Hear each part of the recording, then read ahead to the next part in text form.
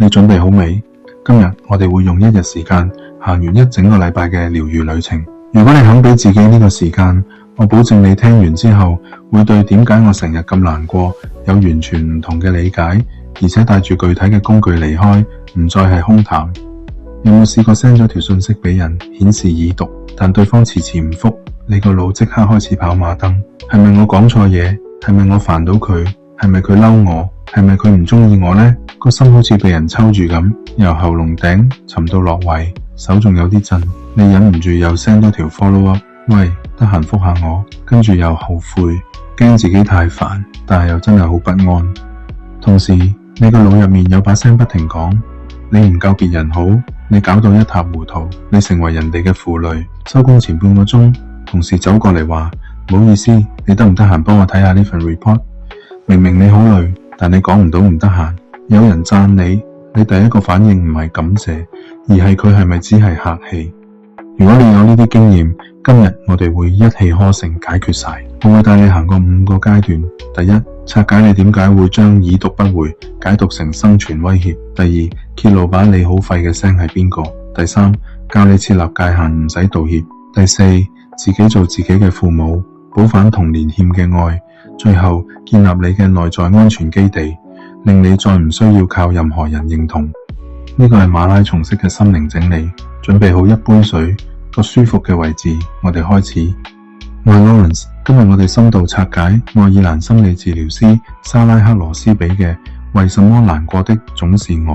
呢本書嘅副標題係甩開壞情緒的日常技巧，辨識依附關係。作者講得好清楚，我哋而家喺人際關係入面嘅反應，絕大部分都係由童年嘅依附經驗 attachment history 所塑造，唔係你揀嘅，係為咗保護你先咁樣形成。如果你有呢個已讀不回就心慌嘅經驗，我今日想同你講，呢個反應唔係你太敏感，唔係你性格有問題，而係你個依附系統 attachment system 響緊警報。呢個警報系統係你喺好細個，喺你仲係個 BB 嘅時候就已經寫入你身體嘅代碼。今日呢個第一部分，我會同你做3件事。第一，拆解點解你個腦會將已讀不回解讀成生存威脅。第二，我會介紹4種依附類型，幫你認清自己屬於邊種。第三，我會教你一個今晚就可以用嘅5分鐘療癒技巧，令你喺情緒風暴中尋找到穩定嘅支撐點。聽完呢段，你會明白，你嘅反應唔係你嘅錯，但係理解佢係你嘅責任同權力。榮格有句名言，作者喺書入面開宗明義就引用，你抗拒的一切都會繼續存在，還會愈來愈壯大。但我想加多句，你唔理解嘅一切都會繼續控制你，直到你睇清楚佢係咩。書入面講依附類型 attachment styles 主要分4種：焦慮型 anxious、逃避型 avoidant、混亂型 disorganized 同安全型 secure。今日我哋先聚焦講最多人搞唔清楚、最令自己辛苦嘅一種焦慮型依附 anxious attachment。點解叫焦慮型？因為呢類人對於親密感有極大嘅渴望，但同時對於被拋棄有極大嘅恐懼。佢哋個內置嘅煙霧探測器 smoke detector 特別敏感。正常人可能覺得已讀不回係小事，但係焦慮型依附者個身體會即刻解讀為佢走緊啦，佢會離開我，我會變成一個人。個腦開始分泌壓力荷爾蒙，個心諗住要做啲咩嚟挽救段關係。作者莎拉克羅斯比喺書入面講佢一個個案，有一個女仔28歲，做 marketing， 喺香港就好似我哋好多人咁，係個好正常嘅專業人士。佢同佢 boyfriend 拍拖6個月，男朋友話要同朋友打機，佢明明心入面好驚被冷落，但係表面扮大方，你去啦，我冇所謂。跟住成晚喺屋企，每5分鐘睇一次電話，睇佢 last scene，睇佢有冇上線，睇佢幾點上線，但係又唔覆自己，個腦不停碌。佢係咪同第2個女仔傾緊偈？係咪我今日講錯咩嘢？佢係咪玩厭我？到凌晨3點，佢終於爆發，send 咗30幾條信息俾佢男朋友。第1條係你瞓咗未？第2條係點解唔覆我？第3條開始道歉，對唔住，我係咪太煩？第4條開始責備，你根本唔重視我。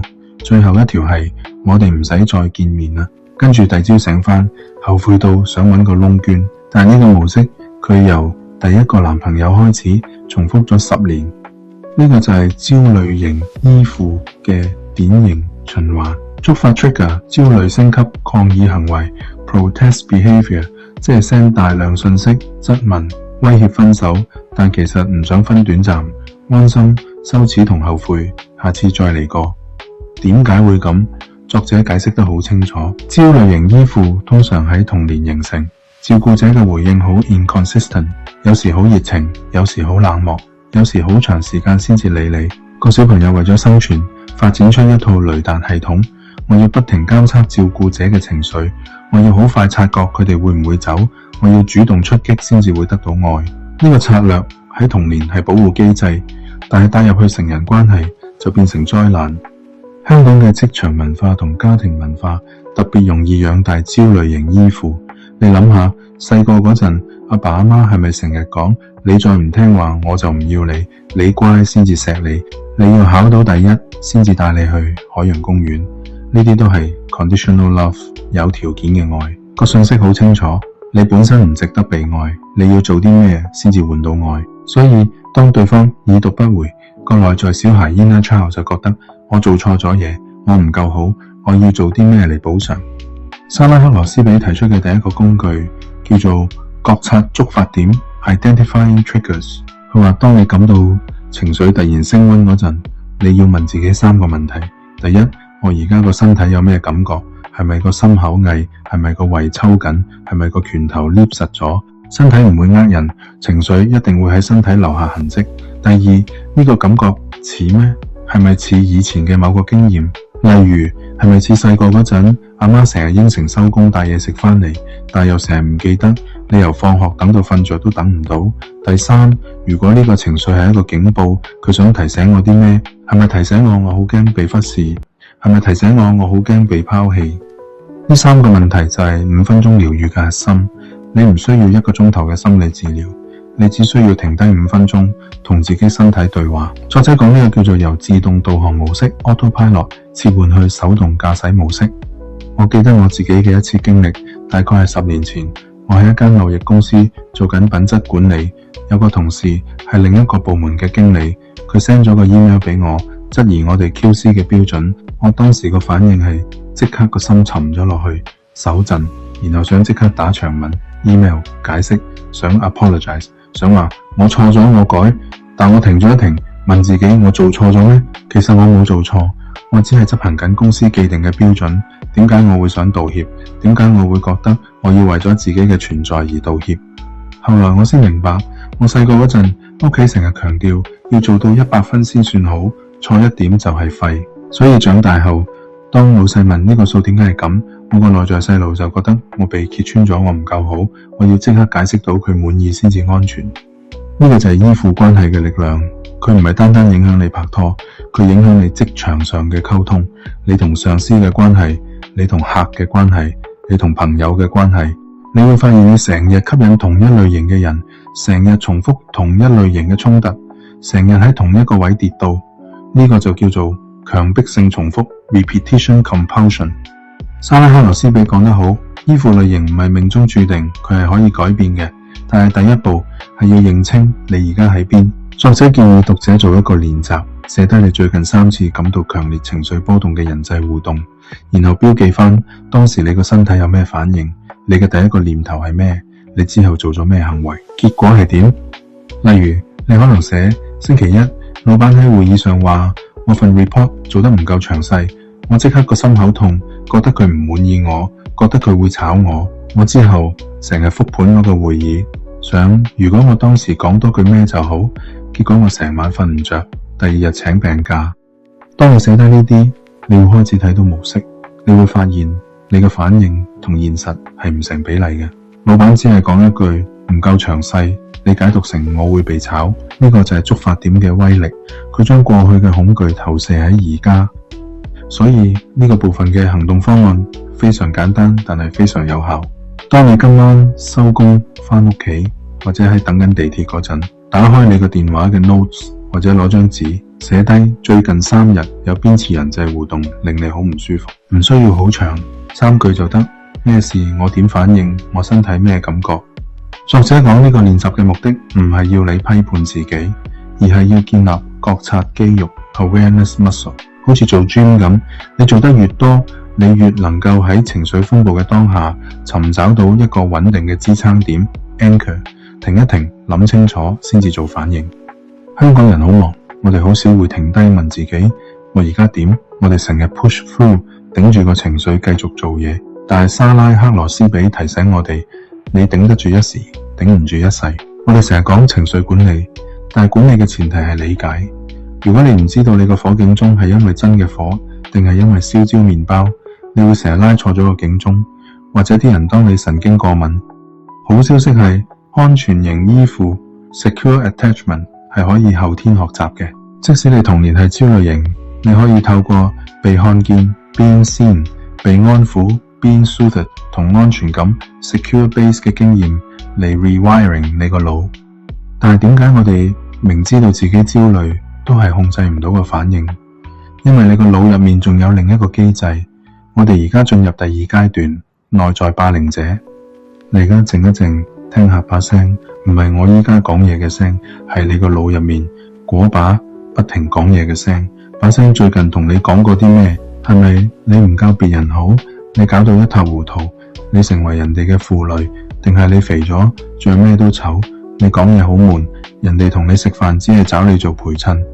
呢把聲可能好犀利，又唔好聽。佢可能用一個為你好嘅語氣，你都係唔好嘗試啦，到時失敗仲辛苦。你唔好表達自己嘅需要，人哋會覺得你好煩。莎拉克羅斯比喺書入面叫呢把聲做內在霸凌者 inner bully。 呢個部分我會同你做3件事。第一，揭露呢把聲喺邊度嚟，點解佢成日偽裝成客觀評價。第二，教你識別內在霸凌者同現實嘅分別。第三，給你一個自我支持對話嘅具體做法，令你今晚就可以開始將最嚴厲嘅判官變成你最忠實嘅盟友。但係最可怕嘅係，我哋通常完全意識唔到佢係霸凌者，我哋以為佢就係現實，就係真理，就係我應得嘅評價。當你搞垮咗件事，你覺得我真係廢，係一個客觀事實，而唔係一把聲喺度批判你。我記得有一次我做完一個 presentation， 自己覺得表現唔好，喺廁所對住鏡，心入面把聲不停咁講，你連呢啲都做唔好，你讀咁多書有咩用？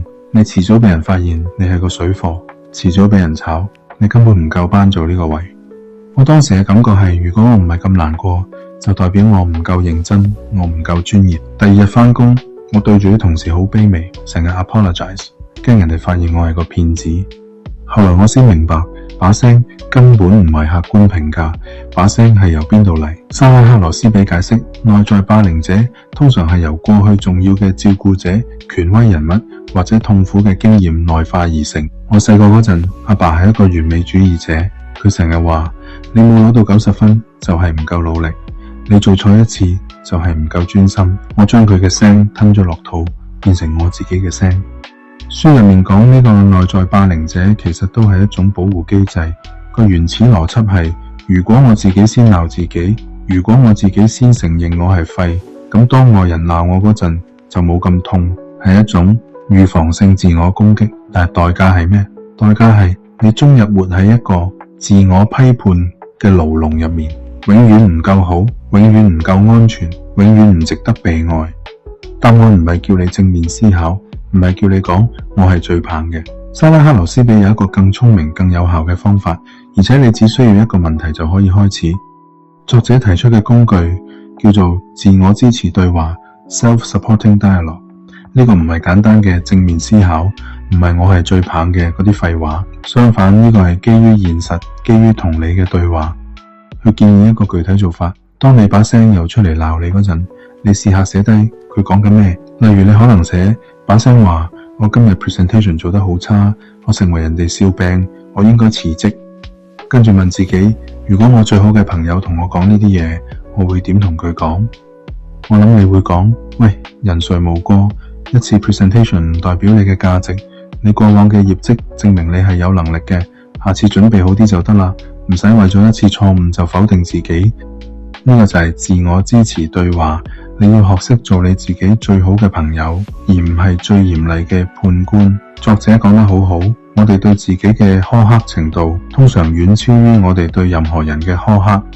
香港人特別容易有強大嘅內在霸凌者。我哋成長喺一個競爭激烈嘅環境，細個要比讀書，大個要比人工、比職位、比買樓。我哋成日被比較，成日覺得唔夠人好。呢個文化土壤好適合內在霸凌者生長。我哋職場上有個 phenomenon 叫做冒名頂替症候群 （Imposter Syndrome）。無論你幾叻，你總覺得你係個騙子，總覺得遲早有人揭穿你。呢個其實就係內在霸凌者喺度播緊毒。佢令你唔敢接受讚美，唔敢為自己爭取應得嘅利益，唔敢表達自己嘅專業意見。莎拉克羅斯比提出一個更進階嘅練習，重新撫養自己 reparenting。佢叫你返去嗰個年紀，當你第一次聽到把聲話你唔夠好嗰陣，你幾大？係咪6歲？考試攞咗80分，但係阿媽問點解冇90分？係咪16歲想同朋友出街，但係俾人話你讀書先，其他嘢唔好諗？你會對嗰個6歲嘅自己講，你連呢啲都做唔好，你將來會乞食，唔會稿。你會對佢講，冇事嘅，下次再嚟過，你係安全嘅，我會陪住你。呢個就係重新撫養嘅核心。當內在霸凌者出現，你要意識到呢個唔係真理，呢個係一個受傷嘅模式。具體嘅每日練習，作者建議每晚臨瞓前寫低3件今日你做過嘅事，唔係要好大成就，而係我照顧咗自己嘅事。例如，今日我準時食咗 lunch， 冇對住個電腦食。今日我拒絕咗一個我唔想做嘅請求。今日我喺地鐵聽咗10分鐘音樂，唔係睇工作 email。呢個練習嘅目的係喺度重新編寫你個腦嘅預設模式。你一直習慣睇自己唔夠好嘅地方，呢個練習逼你睇自己夠好嘅地方。慢慢你會發現，你把聲開始轉變。當你做錯嘢，把聲可能會變成好喇，錯咗。咁而家點做好呢？而唔係你係廢柴。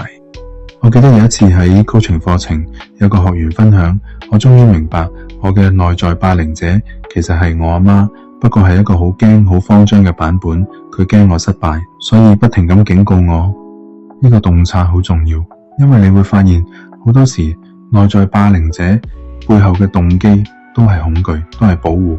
佢唔係想傷害你，佢係用一個錯誤嘅方式想保護你。當你明白呢個道理，你可以對佢有多一份同情，同時唔再讓佢主導你嘅行動。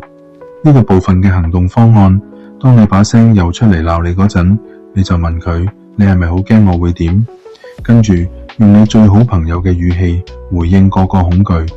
但係知道咗把聲係咩，我哋點解仲係成日講唔好意思，成日答應啲唔想做嘅事？因為我哋仲未學識設立界限。我哋而家進入第3階段，成日講唔好意思，原來係錯。設立界限先至係專業關鍵。你有冇試過收工前半個鐘，同事走過嚟話唔好意思，你得唔得閒幫我睇下呢份 report？ 我知你好忙，但係聽到呢啲句子，你會唔會即刻覺得死啦？我唔幫佢，好似我係壞人咁。就算你已經做到9點，就算你個 to do list 已經爆晒，就算你個仔喺屋企等緊你講故事，你都會講好吧，我盡量。跟住你會同自己講，唉，就幫下佢咯，唔係點？呢個部分我會同你做3件事。第一，拆解點解唔好意思文化係香港打工仔 burnout 嘅主要原因。第二，教你界限類型學，令你知道你嘅界限喺邊。第三，給你一個唔使道歉、唔使解釋嘅拒絕公式，令你今日就可以用，而且唔會破壞任何關係。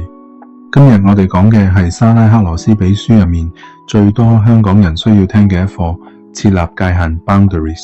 作者開宗明義就講，設立界限就係照顧自己，無論愛情、親情或職場關係，都不能當成傷害我們嘅借口。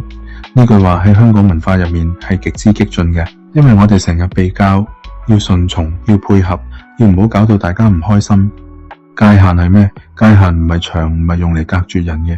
界限係一扇門，你決定幾時開、幾時關，邊個可以入到幾深。界限係你對自己講，我到呢度唔得閒，係你對人講，我尊重你嘅需要，但係我都尊重我自己嘅需要。點解香港人咁難設立界限？作者提出一個觀點，我覺得好中要害。我哋成日將界限同自私混淆。我哋驚，如果我講唔得閒，人哋就會覺得我自私，我難夾。我唔幫手，所以我哋寧願犧牲自己，都要維持個好人形象。但係作者講得好清楚，冇界限嘅好係有毒嘅好，因為當你不斷透支自己去滿足人哋，你內心會累積 resentment， 呢個 resentment 最終會以一種更具破壞性嘅方式爆發。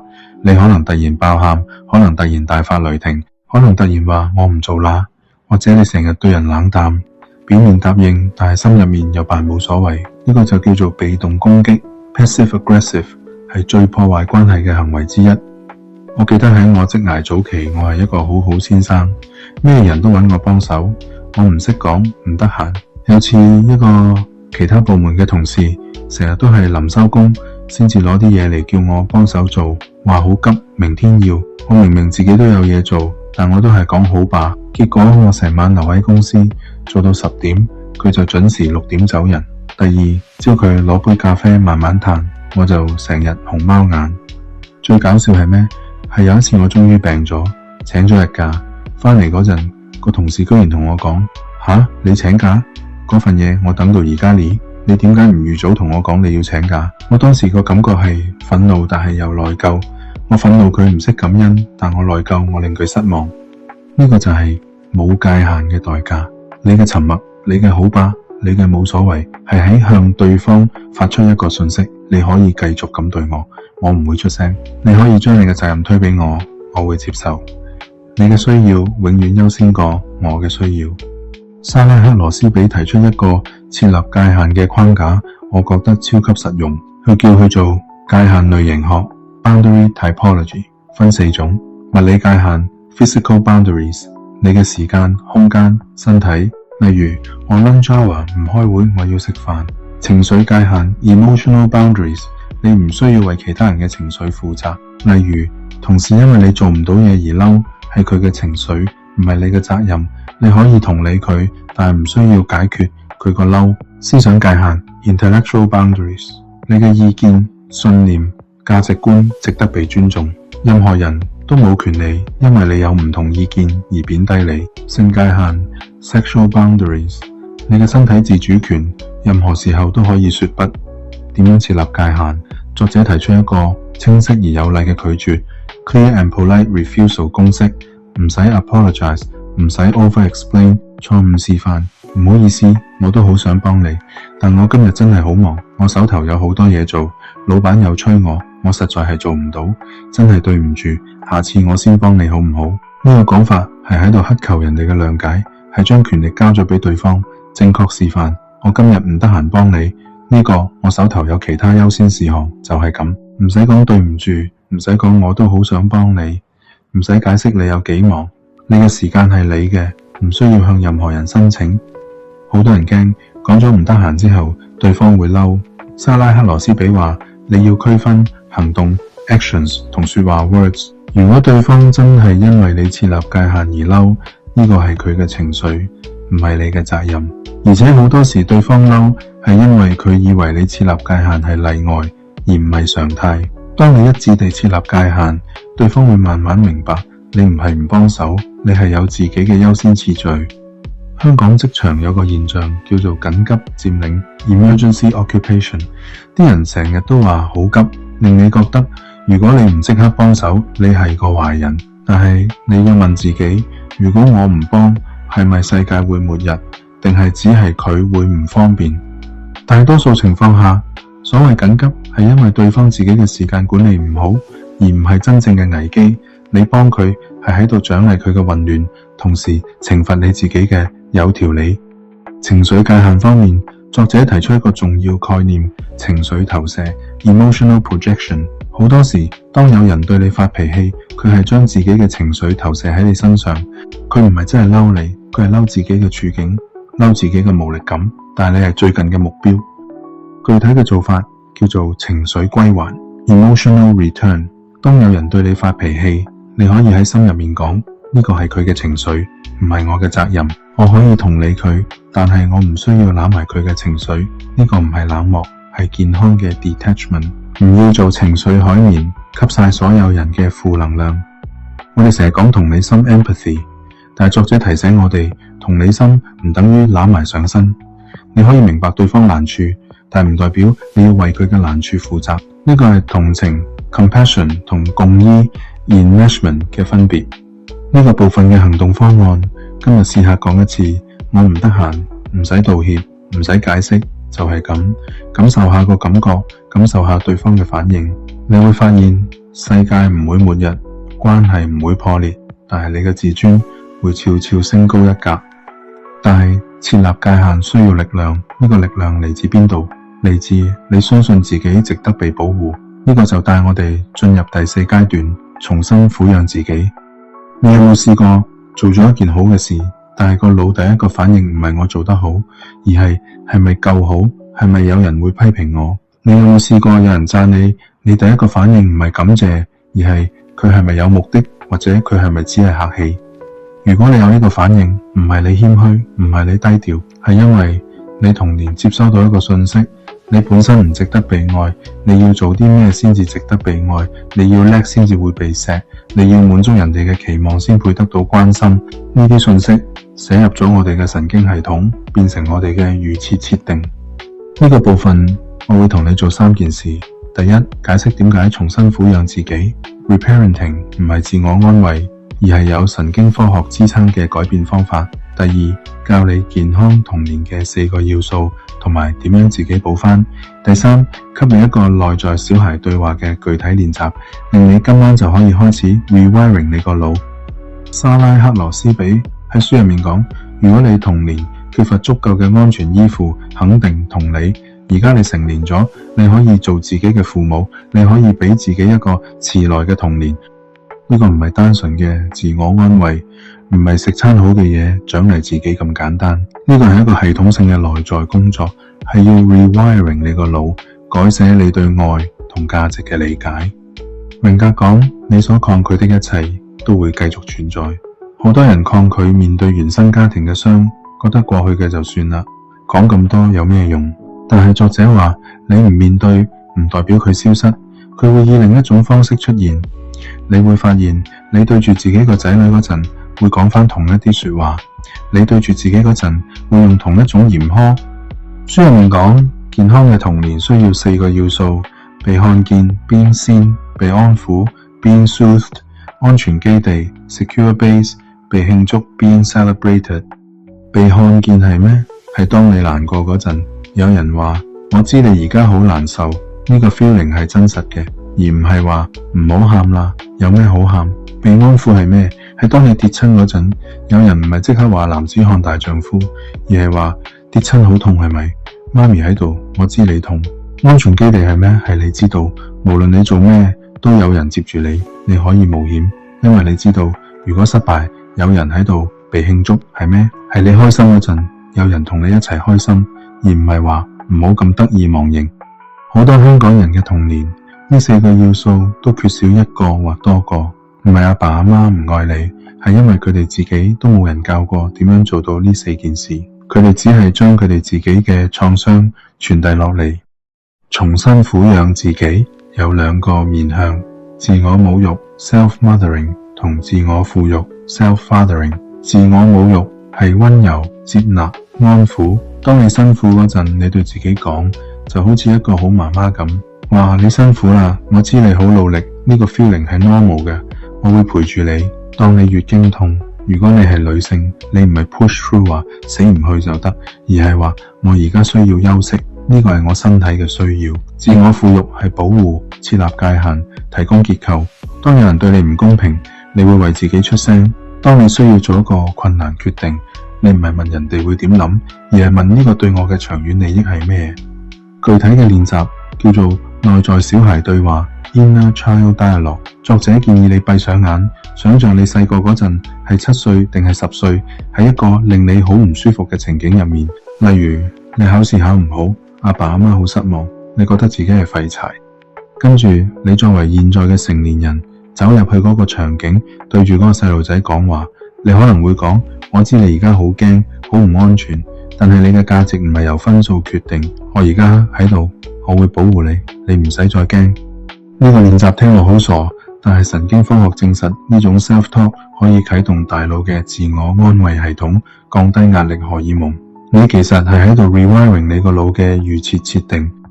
香港人特別難做呢個練習，因為我哋成日被教唔好咁小事化大，過去就算啦，人哋更慘你算得咩？呢啲都係情緒否定 emotional invalidation， 係令傷口更難愈合嘅行為。作者話你嘅感受係 valid 嘅，唔需要比較，唔需要應該，唔需要堅強。你嘅痛就係你嘅痛。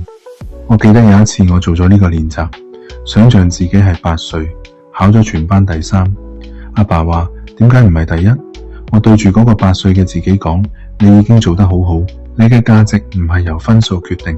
我而家喺度，我會保護你，你唔使再驚。講完呢啲，我個人 feel 到一種好深嘅 relief， 好似有個結終於鬆開咗。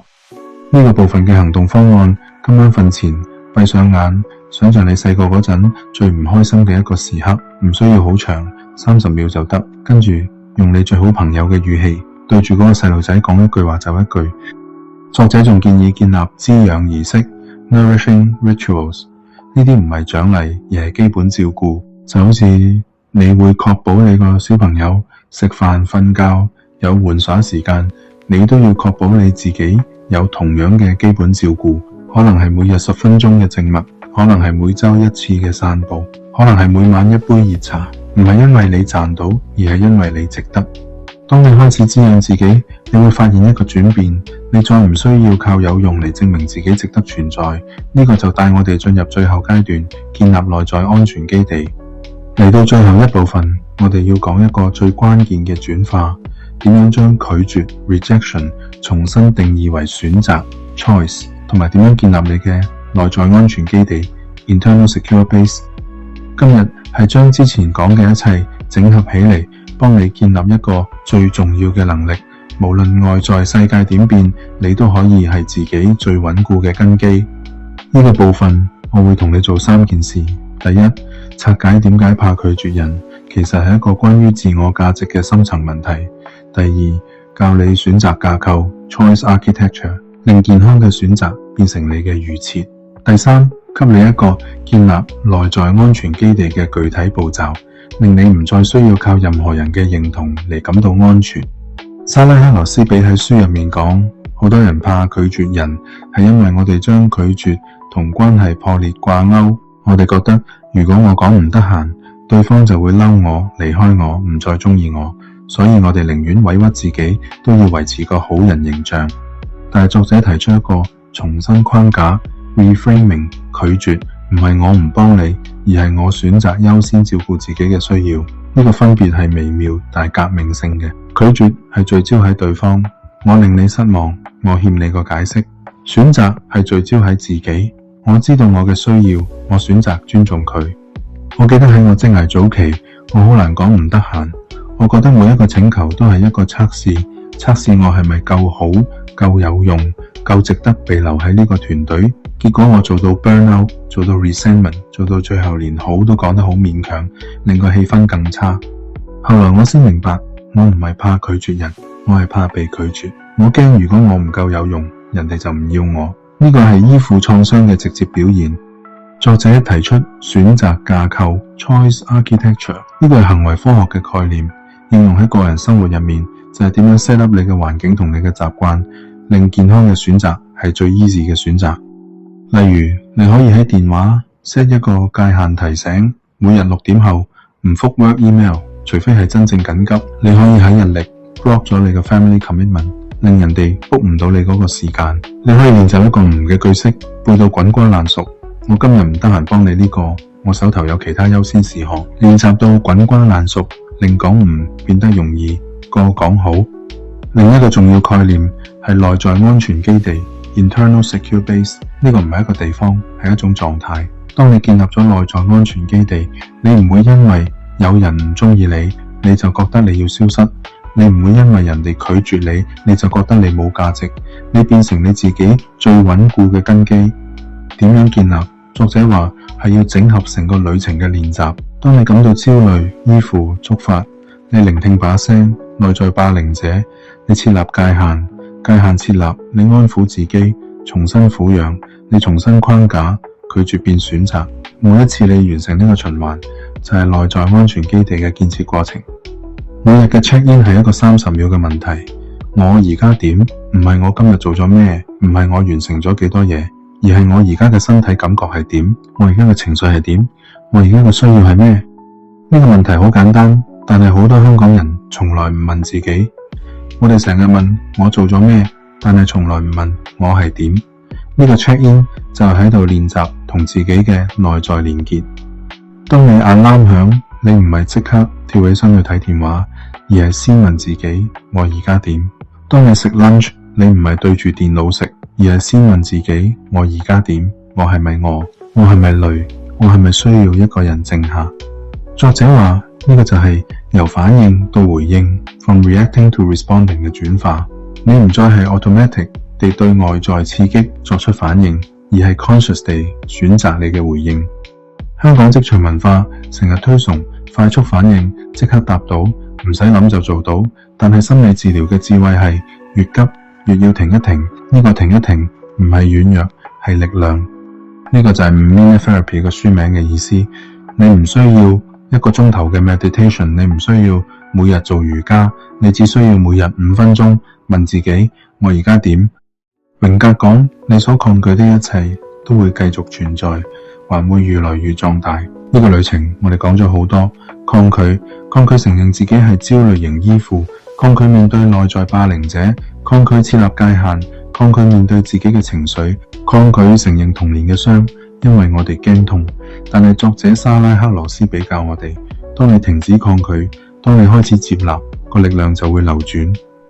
你接納你係一個會焦慮嘅人，焦慮就會減輕。